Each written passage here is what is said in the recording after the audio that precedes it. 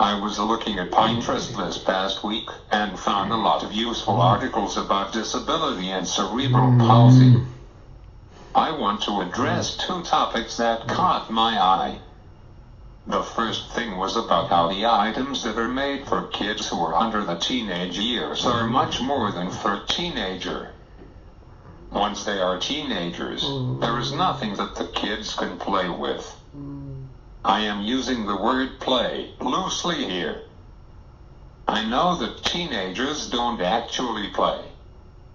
This article also says that it is difficult to find clothes for her teenager, especially pants.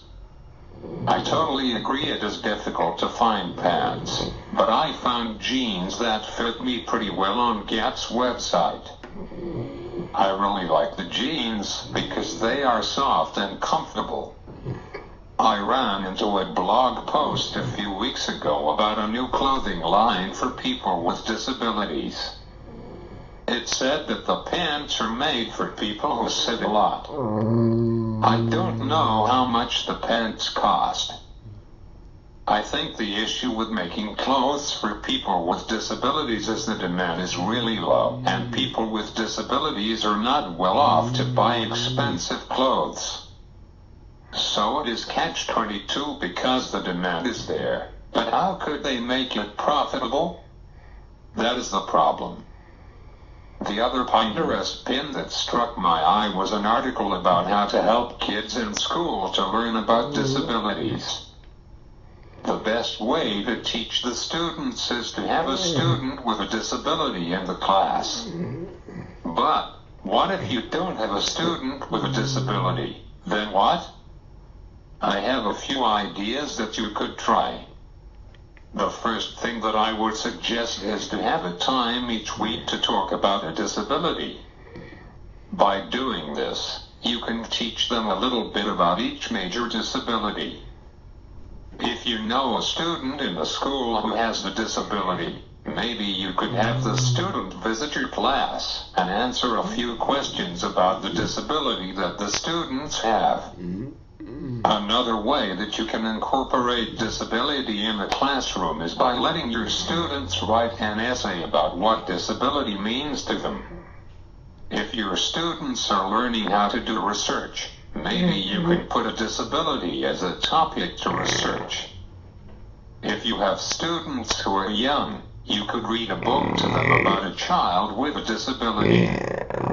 When I was a kid, I had a book about a boy who had cerebral palsy, and I thought it was about me.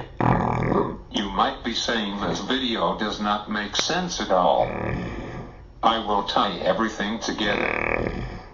Since children learn things when they are young, they feel comfortable in doing things when they are older. If they learn with other kids with disabilities, they might think of ways to help people with disabilities.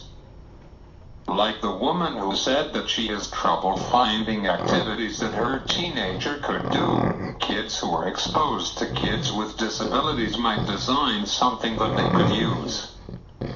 With technology these days, there are ultimate things one could do.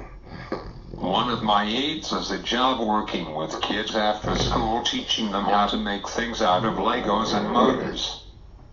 It sounds very interesting. I am not saying that kids will make things for kids with disabilities, but the possibility is there.